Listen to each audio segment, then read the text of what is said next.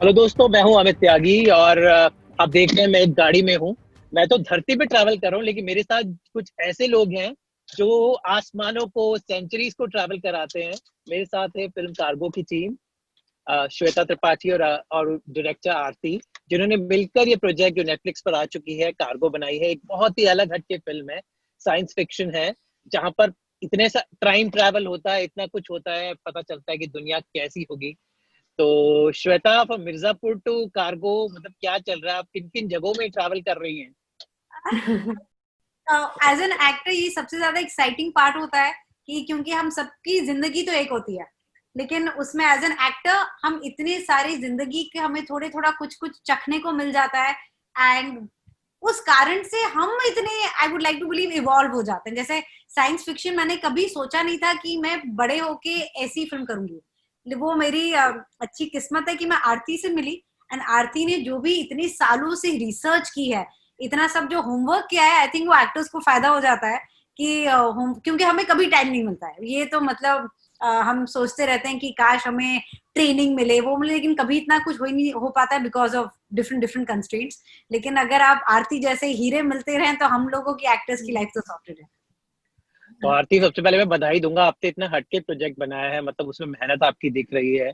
और जिसने भी फिल्म देखी उसने बोला है कि डायरेक्टर का विजन मतलब बिल्कुल क्लियर था। तो कितनी मेहनत लगी। और मुझे याद है कि बचपन में स्टार ट्रैक देखा था, तो वो ऐसा लगा कि जैसे एक सपना होता है किसी का। उसके बाद कैप्टन न्योम, इतनी सारी फिक्शन है, लेकिन जो ओरिजिनल चीज थी, तो समवेयर दैट वो एक इनोसेंस ऑफ जो हम प्रोजेक्शन सोचते हैं ह्यूमन माइंड फ्यूचर का। तो what was your inspiration behind cargo? तो बेसिकली मुझे बचपन से ही साइंस फिक्शन फैंटेसी का बहुत शौक है। मैं काफी फोकलोस ऐसे ही एनीवेज बचपन से पढ़ती थी, और मैं ना मतलब स्टोरी राइटिंग कॉम्पिटिशन्स में पार्टिसिपेट करती थी और ऐसी स्टोरीज लिखती थी। पर क्या, मैं बहुत मिडिल क्लास मतलब नागपुर में बड़ी हुई, तो हम लोग पढ़ाई पे बहुत स्ट्रेस करते हैं, तो मैं पढ़ाई पढ़ाई पढ़ाई करके मैंने इंजीनियरिंग की। फिर मैंने जॉब किया, और जब मैंने जॉब किया, आई थिंक वो फर्स्ट टाइम मैं थोड़ा लिबरेट हुई। मतलब कि जो हम लोग की से एक्सपेक्टेशंस होती है, या जो एक मिडिल क्लास पर्सन से एक्सपेक्टेशंस होती है, तब फर्स्ट टाइम मैं लिबरेट हुई। फिर मैं तभी मैं ऐसे सोचने लगती थी कि लाइफ का मतलब क्या है। लाइक क्या आप सिर्फ ये जॉब करके पैसे कमा रहे, क्योंकि सॉफ्टवेयर इंजीनियर को पैसे तो बहुत अच्छे मिलते हैं, फिल्म मेकर से ज्यादा ही मिलते हैं। सो कि वो करना है कि ये करना है। तब मुझे ऐसा लगा कि मैं अपने मुझे अगर लाइफ को मैक्सिमाइज करना है, तो मुझे लाइफ में दो चीजें मैक्सिमाइज करना है। वो कि मतलब one is learning is very important, and love, मतलब दो चीज मैं हमेशा मैक्सिमाइज करने की कोशिश करती हूँ।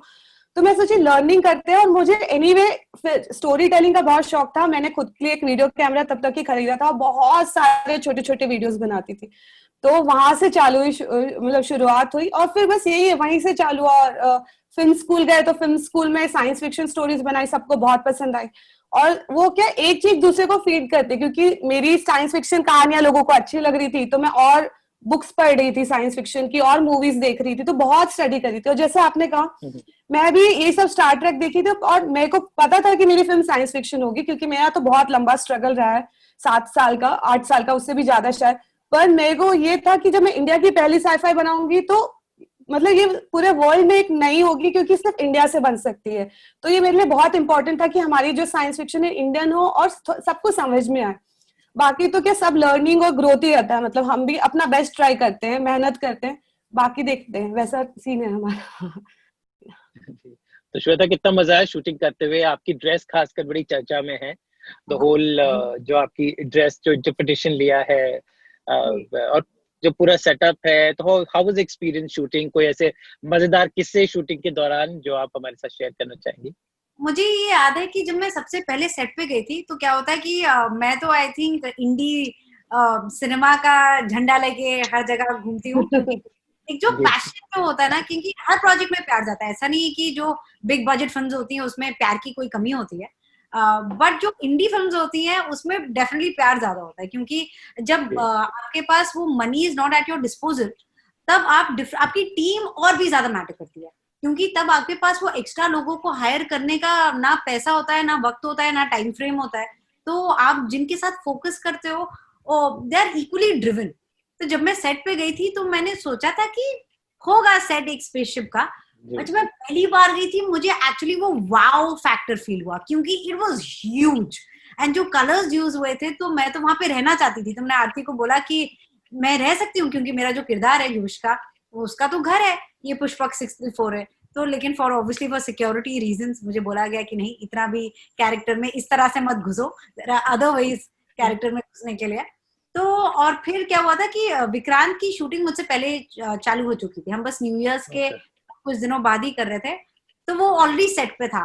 तो मुझे ये लग रहा था कि ओ गॉड, वो ऑलरेडी सेट पे पहुंच चुका है, ये तो मेरा भी सेट है, मुझे भी जाना है। तो वो हमारी जो प्रस्ता युविष्का का जो रिलेशनशिप है, वो रियल लाइफ में भी यही था कि वो ऑलरेडी वहां पे अपना उसने घर जमा लिया था हमारी स्पेसशिप पे, और फिर जब जैसे मैं आई तो मुझे बहुत मजा आया कि अब ये स्पेसशिप मेरी भी है। आरती, ये बताएं कि आपने जो इंडियन उसको जोड़ा है, जैसे नाम पुष्पक को हमारी माइथोलॉजी में है, तो कितनी रिसर्च आपने माइथोलॉजी की और कितनी रिसर्च साइंस फिक्शन की, और दोनों को कैसे आपने एक साथ you had the marriage of future and the past? हाँ, तो एक्चुअली मैंने एक्चुअली काफी रिसर्च की, और मेरी रिसर्च ये फिल्म से लिमिटेड नहीं है, मेरी रिसर्च सालों की रिसर्च है, क्योंकि एक्चुअली इसके पहले भी मैं एक माइथोलॉजी सीरीज लिख रही थी, फिर लिखते लिखते हमने छोड़ दिया था कि यार ये कौन हमको पैसा देगा बनाने के लिए, तो हमने माइथोलॉजी एनीवे बहुत रिसर्च किया था। साइंस फिक्शन तो मैं बहुत रिसर्च करती हूँ, मतलब बहुत किताबें पढ़ती हूँ, बहुत वो करती हूँ। तो साइंस फिक्शन तो मतलब उसमें हम लोग ने थोड़ा सा, मुझे लगता है मैं और मेरी टीम बहुत स्ट्रांग है। तो mythology was the first time जब हम इंट्रोड्यूस कर रहे थे, तो मुझे बस यही था कि हर जनरेशन, मतलब तो मैंने माइथोलॉजी सिर्फ इंडिया की भी नहीं, मैंने चाइना, अफ्रीका सबकी देखी थी, और मैंने यही देखा था कि हर सिविलाइजेशन दो चीज की स्टोरी हमेशा बताता है कि हम आए क्यों और हम मर के कहाँ जाएंगे। और वो बहुत सालों से, मतलब हर सेंचुरीज में हर इंसान ये क्योंकि हमारे लिए मिस्ट्री है, और ये अगर इसको हम अगर हम ये सच माने कि मर के कुछ नहीं होता है, तो वो हमारे लिए हम ट्रूथ एक्सेप्ट नहीं कर सकते, मतलब कुछ ना कुछ ऐसा। तो एवरी सिविलाइजेशन हैज इट। तो मैं फिर सोच रही थी कि हम भी अपना जो जिसको बोलते हैं क्रिएशन मिथ्स और आफ्टर लाइफ मिथ्स, तो मैं सोची कि हमारे आफ्टर लाइफ मिथ्स क्या है हमारे सब कॉन्टिनेंट के।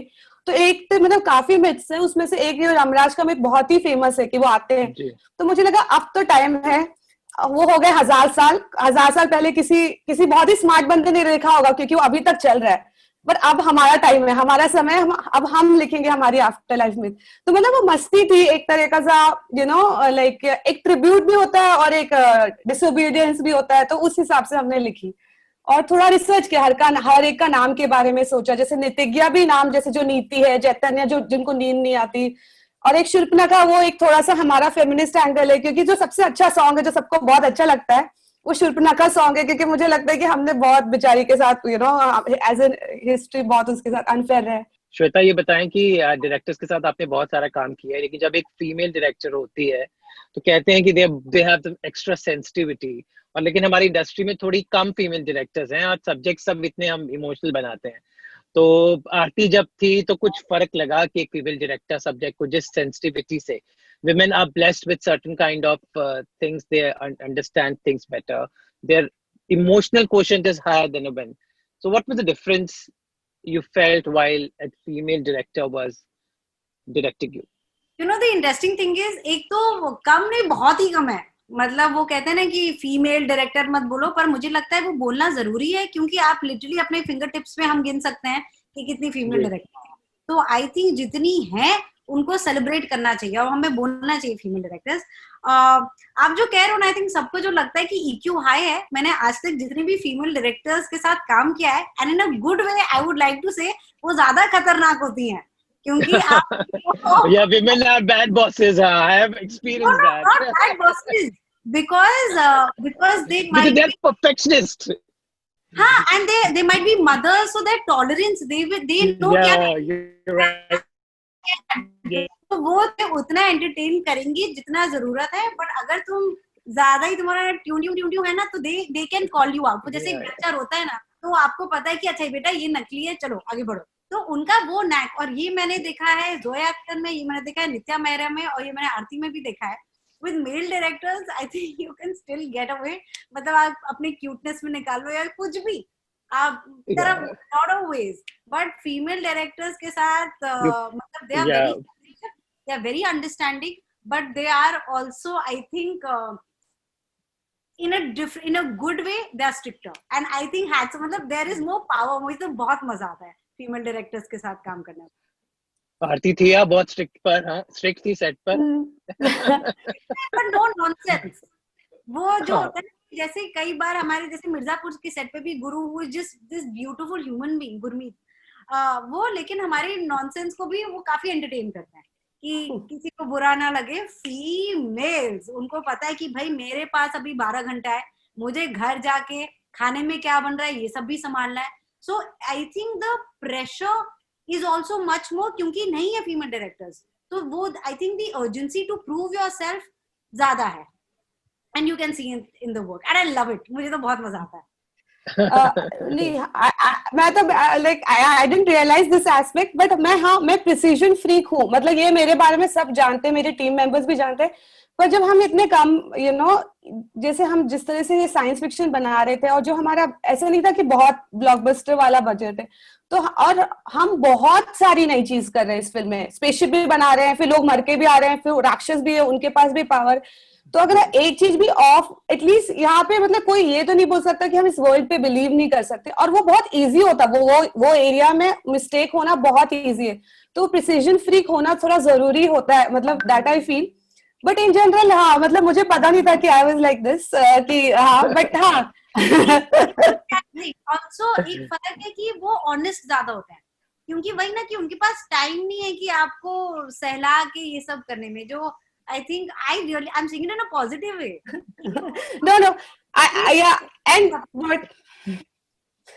as you said, I think I feel that because my daughter was just 1 year old when I was shooting that, so and that time I was just understanding, मतलब ऐसा तो नहीं होता कि आपका बच्चा होता है और आपके सर पे सॉफ्टवेयर अपडेट हो जाता है कि अच्छा कैसे हैंडल करना बच्चे को। तो I was learning that to be a mother at that time, पर मुझे वैसा तब भी ऐसा फील आ रहा था कि once you become a mother of a child, now you suddenly once you learn how to bear children, you learn how to bear people better, matlab in a very good way, matlab where to show compassion, where to do this, and how to I mean you will never hurt also, you will also, even if you're strict, that they know that your heart is with them, so that is always there, that's what you try. So तो श्वेता, आपको critical acclaim तो बहुत मिल रहा है cargo से, लेकिन अब जो आपका मसाला अगला आने वाला है, जो मेरे से खास लोगों ने पूछा कि मिर्जापुर का क्या एक्साइटमेंट है श्वेता से, मुझे आपके फैंस ने ये स्पेशली पूछा था कि मिर्जापुर में अभी अगला कार्गो के बाद क्या धमाका करने जा रही हैं आप? Just purely on fans cargo is totally out of the world, और अब ये मिर्जापुर के लिए तो सब कुछ जो भी भौकाली होने वाली है वो पूरी धरती पे होने वाली है। एंड मिर्जापुर की जब भी बात होती है तो मेरी तो स्माइली एकदम एक्सपैंड हो जाती है, and that is also because बहुत कॉम्प्लेक्स कैरेक्टर है, इन द सेंस दैट अगर मैं जैसे युविष्का की बात करती हूँ कि कार्गो में मुझे लगता है कि युविष्का मुझसे श्वेता से क्लोजेस्ट है। मैंने आज तक जितने भी कैरेक्टर्स निभाए हैं और मैंने बहुत कुछ सीखा है युविष्का से। और एक चीज जो मैंने इनफैक्ट ये इंटरव्यूज के दौरान जो आरती ने बोला, जो मैं लोगों को बताने की कोशिश कर रही हूँ कि जो युविष्का की जो पावर है वो हील करने के लिए वो हम सब में है। एंड ये मुझे इतना फैसिनेटिंग थॉट लगता है कि आप, एंड हीलिंग का मतलब ये नहीं कि आप किसी का डिजीज क्योर कर दोगे, बट हीलिंग मतलब आप किसी से 2 मिनट अगर प्यार से भी बात कर लेते हो तो वो हील होने में हेल्प करता है। वो इट्स एंटायर प्रोसेस, आप जितना प्यार बांटोगे आपको उतना प्यार मिलेगा। मिर्जापुर की तो दुनिया ही अलग है, and why that is special is because किसी भी आप जब फिल्म करते हो या फिर सीजन 1 करते हो तो फिर सीजन 2 भी जो होता है वो मोर और लेस आपका कैरेक्टर ग्राफ चेंज होता है, लेकिन यहाँ तो ये कैरेक्टर ही बदल गया। मतलब I had to go back to scene season 1 में कि मैंने क्या किया है, एंड वो सब कोर गोलू का सेम है, बट क्योंकि सिचुएशन इतनी बदल गई है, आपके जो 2 क्लोजेस्ट लोग हैं, एक है आपकी बहन जो प्रेग्नेंट थी और एक जो आपका बेस्ट फ्रेंड जो इस बार मतलब कार्गो में प्रस्त, वो आपसे छीन ली गया है। मतलब ऐसे नहीं कि उनकी डेथ हो गई और वो चले गए, वो आपसे लिटरली छीन लिया गया है। तो वो जब एक जो रिवेंज की जो फीलिंग है, मतलब मैं मुस्कुरा रही हूँ while talking about it, it's not a feel good thing at all. In fact मुझे नाइटमेयर्स हुए थे जब मैं सीजन 2 के लिए शूट कर रही थी। तो मैंने जितना भी देखा है बहुत कमाल है, और मैं कभी भी अपने प्रोजेक्ट आज तक किसी के बारे में ऐसा नहीं बोला है मैंने, मैं हमेशा अंडर प्ले करती हूँ कि पता नहीं कैसा होगा, और हमारी होप है, हमारी आशा है कि अच्छा होगा। बट हाँ, मिर्जापुर सीजन 2 हमें तो बहुत मजा आया करके भी, और जितना देखा है देख कर भी। तो भाई आरती ने ऑलरेडी मिर्जापुर के लोगों को अलग दुनिया दी थी, तो ये मिर्जापुर के दो कपल को लेने की कुछ खास वजह आरती, आपको पता नहीं था कि वो वो साथ में थे? नहीं, बिकॉज वजह तो ये है कि श्वेता से तो मैं हमेशा से जानती थी, और श्वेता से मुझे बहुत प्यार है, बिकॉज उसकी एनर्जी बहुत पॉजिटिव है और बहुत इंटेलिजेंट एक्टर है। और विक्रांत की भी मैं बहुत बड़ी फैन हूँ। वो विक्रांत की कास्टिंग फिल्म में श्वेता ने की है, तो वो आप ये क्वेश्चन का सवाल, ये क्वेश्चन का आंसर आप श्वेता से पूछिए कि Vikrant.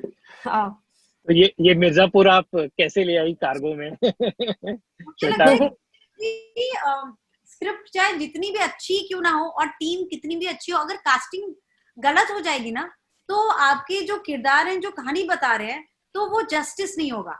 And specially a script like cargo, जो इतनी मुश्किल से, एंड मैं ये इसलिए नहीं कह रही हूँ क्योंकि आरती यहाँ पे है, बट एक तो भाई फीमेल डायरेक्टर होना मुश्किल है। हम चाहे जितना भी कुछ भी कह लें कि इक्वालिटी है, वो इक्वालिटी अब धीरे धीरे करके आ रही है, हो रही है, but to be a female director, to be a mother, तब जैसे उन्होंने मेंशन किया कि उनकी बेटी 1 साल की, ऑल्सो लोगों की आंखों से बत्ती गुल हो जाती थी जैसे ही वो सुनते थे कि साइंस फिक्शन बनाना चाहती हैं एक फीमेल डेब्यू डायरेक्टर, क्योंकि the kind of experience, the kind of पैसा that needs to go into this. Also ये समझना बहुत जरूरी है कि जब आप भी कोई भी जॉनर स्टार्ट करते हैं, तो चलो एक्शन के लिए आप सोच लेंगे कि चलो एक्शन इसने यहाँ बढ़िया किया था, कॉस्ट्यूम इसने बढ़िया की थी, यहाँ ले आओ। आरती एक फिल्म बना रही थी जो किसी को पता ही नहीं था कि क्या होगी, कैसी होगी। तो ये सिर्फ आई थिंक ट्रस्ट और फेथ, इतना वो द फाउंडेशंस ऑफ कार्गो। तो जब मुझे पता चला कि प्रहस्ता हम ढूंढ रहे हैं, तो एक ऐसा एक्टर आना बहुत जरूरी था जो कि आरती के विजन को समझे और जस्टिस भी कर पाए। And I think Vikrant is one of a finest actors that we have. वो चाहे कोई भी रोल ले, वो जस्टिस करेंगे ही करेंगे। और वो इनफैक्ट आई थिंक प्रहस्ता से बहुत सिमिलर भी हैं। जैसे मैं युविष्का से बहुत सिमिलर हूँ, तो मुझे लगता है कि विक्रांत प्रहस्ता से भी बहुत सिमिलर है, और जिस टाइप का फोकस और वो डेडिकेशन लाते हैं वो, and I think Cargo would have been incomplete without Massey. Yes, तो लेट्स होप कि कार्गो और लोगों तक पहुंचे। आई एम श्योर, बिकॉज धीरे धीरे वर्ड ऑफ माउथ से फिल्म पिकअप हो रही है। तो all the best to both of you, कि आपके आने वाले प्रोजेक्ट्स के लिए, एंड श्वेता को मिर्जापुर और इनके और तमाम प्रोजेक्ट्स के लिए, और कार्गो इसी तरह और आगे तक पहुंचे और हिस्ट्री में लिखी जाए। Thank you so much. Pleasure talking to both of you. Goodbye. Bye. Bye.